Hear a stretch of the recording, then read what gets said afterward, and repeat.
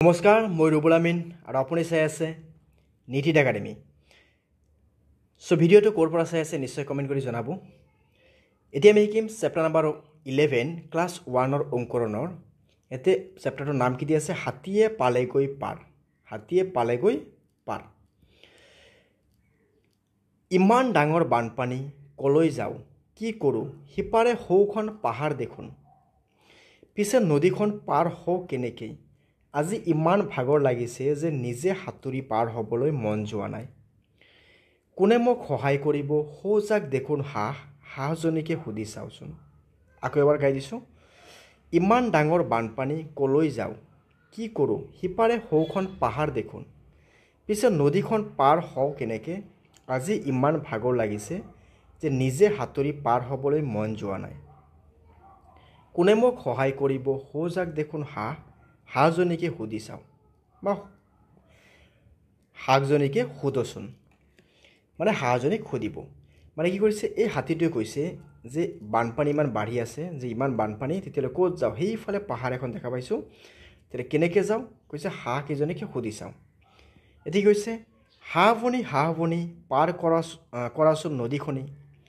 হাতীটোৱে কৈছে কি হাঁহবনী পাৰ কৰাচোন নদীখনি। তেতিয়া হাঁহটোৱে কি কৈছে, তুমি ইমান বিয়াগম, লৰাব নোৱাৰোঁ তোমাৰ নোম। মানে তুমি ইমান ডাঙৰ, তুমি ইমান বিয়াগম, লৰাব নোৱাৰি তোমাৰ নোম। অ'কে, তাৰপিছত চোৱা কি আছে। তাৰপিছত নেক্সট আৰু কি কৈছে, নাও ককাই নাওখনি দিবানে চপাই। আকৌ হাতীটোৱে কি কৰিছে, হাতী পোৱালিটোৱে নাওখনক কৈছে যে নাও ককাই নাওখনি দিবানে চপাই। নাওখনে কি কৈছে, নাই নোৱাৰিম, তুমি উঠিলে মই ডুবি মৰিম। যে নাই নোৱাৰিম, তুমি উঠিলে মই ডুবি মৰিম। মানে নাৱত যদি হাতীটো উঠি যায় তেতিয়াহ'লে কি নাওখন ডুবি যাব, এইটো কৈছে। তাৰপিছত কি কৈছে, দলং ভাই দিয়ানে নৈখন পাৰ কৰাই। যে দলং ভাই দিয়ানে নৈখন পাৰ কৰাই। দলে কি কৈছে, কোনোবা যুগতে মোক সজা, কেনেকৈ সহিম তোমাৰ বোজা। যে কোনোবা যুগতে মোক সজা, কেনেকৈ সহিম তোমাৰ বোজা। অ'কে, তাৰপিছত হাতীখনে কি কৰিছে, হাতীটোৱে এতিয়া কি কৰা যায়, নিজে পাৰ নহ'লে আন উপায় নাই। যেতিয়া কি কৰা যায়, নিজে পাৰ নহ'লে আন উপায় নাই। মানে কথাটো এনেকুৱা, আমি যেতিয়া কোনো কাম কৰিব যাওঁ, আমি যেতিয়া নিজে কামখিনি কৰাৰ কাৰণে চেষ্টা কৰাটো ভাল। আমি চেষ্টা কৰিব লাগে। অ'কে, তাৰপিছত চোৱা কি আছে। নেক্সট আমাৰ কি কৈছে ইয়াতে, কওঁ আহা। হাতীটোৱে কিয় ডুবিব বুলি ভাবিছিল, কিয়নো বানপানী বহুত আছিল। যে বানপানী আছিল,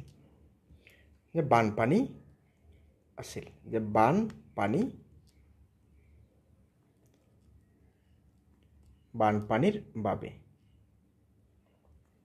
হাতীটোৱে নৈ পাৰ হ'বলৈ কাৰ সহায় বিচাৰিছিল। কাৰ ইয়াতে লিখি দিয়া হাঁহ, তাৰপিছত নাও, দলং। অ'কে, হাঁহখনে নাও, দলং। ইয়াতে চাইছোঁ আমি অলপ আগতে কাক সুধিছিল। ইয়াতে প্ৰথমে হাঁহক সুধিছিল, তাৰপিছত কাক সুধিছিল, নাওখনক, তাৰপিছত দলংটোক। হাঁহে হাতীটোক কি বুলি কৈছিল, চোৱাচোন ইয়াতে কি কৈছিল, যে লৰাব নোৱাৰিম তোমাৰ নোম। যে লৰাব নোৱাৰিম তোমাৰ নোম বুলি কৈছিল, হয়নে নাই। এতিয়া চোৱা লিখি দিয়া, যে লৰাব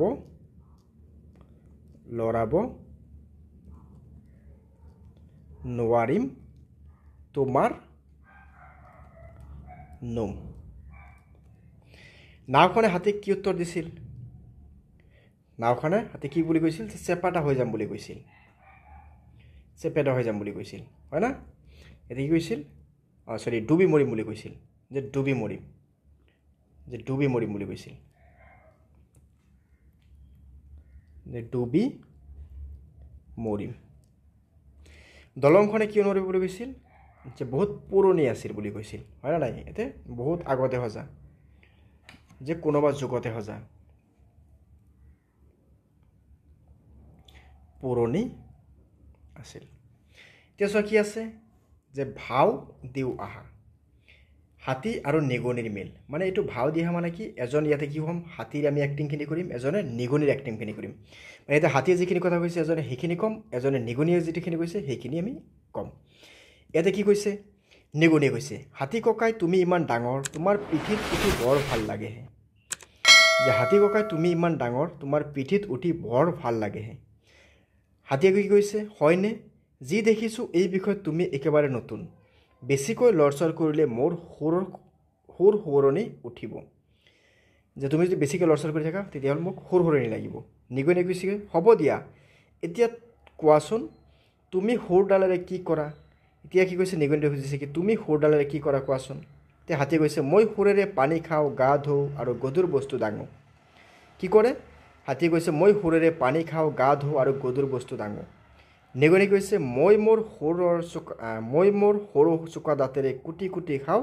কাপোৰ কাগজ আদিও কুটো নিগনিয়ে কৈছে মই মোৰ সৰু চোকা দাঁতেৰে কুটি কুটি খাওঁ কাপোৰ কাগজ আদিও কুটো মানে আদিও কাটি পেলাওঁ হয়নে নাই ঘৰত কাটি পেলাই না সেইটো কথা ইয়াতে কোৱা হৈছে ইয়াতে চোৱা হাতীৰ গাত কিছুমান শব্দ আছে এই শব্দবোৰৰ কি আছে বিপৰীত অৰ্থ বুজোৱা শব্দবিলাক সুৰৰ ওপৰৰ পৰা ওলোৱা পানীত আছে আৰু উদাহৰণ দেখুৱাৰ দৰে লিখা মানে প্ৰথমটো কি আছে আমাৰ সৰু ডাঙৰ এটা দিয়া আছে বাকীকেইটাক এনেকৈ লিখিব লাগিব তো আছে বিপৰীত কি হ'ব নাই আছে বিপৰীত কি হ'ব নাই এইটো লিখিলোঁ তাৰপিছত কি আছে কমৰ কি হ'ব বেছি ইয়াতে লিখি দিয়া বেছি মানে উল্টাটো লিখিব লাগিব নতুনৰ কি হ'ব পুৰণি ইয়াতে লিখি দিয়া পুৰণি দিনৰ বিপৰীত কি হ'ব ৰাতি ইয়াতে লিখি দিয়া ৰাতি বেয়াৰ বিপৰীত কি হ'ব ভাল বেয়াৰ বিপৰীত কি হ'ব ভাল চোকাৰ কি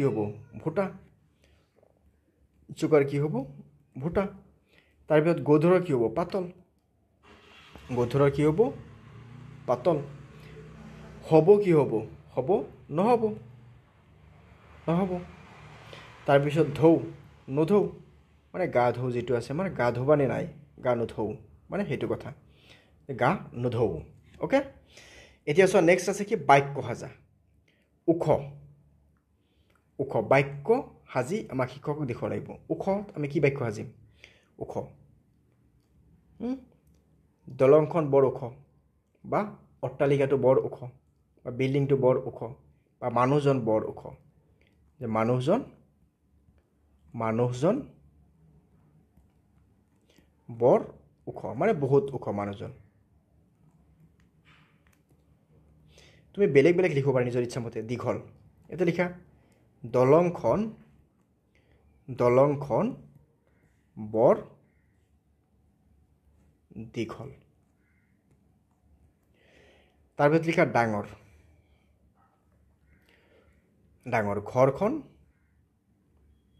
ঘৰখন বহুত ডাঙৰ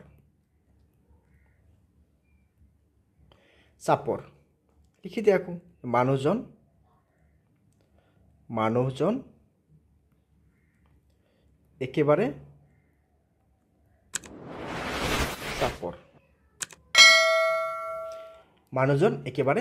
চাপৰ তাৰপিছত এইবাৰ কি আছে খালী ঠাই পূৰ কৰা হাতীৰ সুৰডাল বৰ দীঘল হাতীৰ কাণ দুখন বৰ ডাঙৰ নিগনিৰ দাঁত বৰ চোকা নিগনিৰ নেজডাল বৰ দীঘল আহা পানীত কি সাঁতুৰিব পাৰে মাছে হাঁহে হয়নে নাই চাই লিখা ইয়াতে কি আছে বিপদত সহায় কৰা ভাল ইয়াতে লিখি দিয়ে এনেকৈ বিপদত সহায় কৰা ভাল মানে মানুহক বিপদত সহায় কৰিব লাগে অ'কে চ' আমি এইখিনি শিকিলোঁ ইয়াৰ পিছত কি আছে চোৱা পৰুৱাহা বানপানীত ধনজনৰ ক্ষতি হয় বানপানীত ধনজনৰ মানে বানপানী হ'লে আমাৰ মানুহৰ ধনৰ মানে হয়তো আমাৰ বহুত মূল্যৱান বস্তু নষ্ট হৈ যায় বহুত মানুহৰ বেমাৰত পৰে বা মৃত্যু হৈ যায় তে এইখিনি ক্ষতি হয় 1950 চনত অসমত বৰ ভূমিকম্প হৈছিল মানে 1950 চনত অসমত বহুত ডাঙৰ এটা ভূমিকম্প হৈছিল বিপদৰ সময়ত ব্যথিত নহ'বা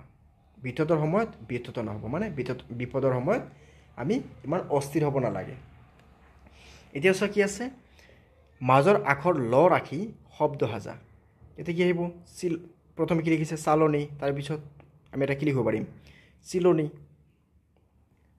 চিলনী লটো মাজত আছে তাৰপিছত আৰু কি লিখিব পাৰিম পলম লিখি দিয়া পলম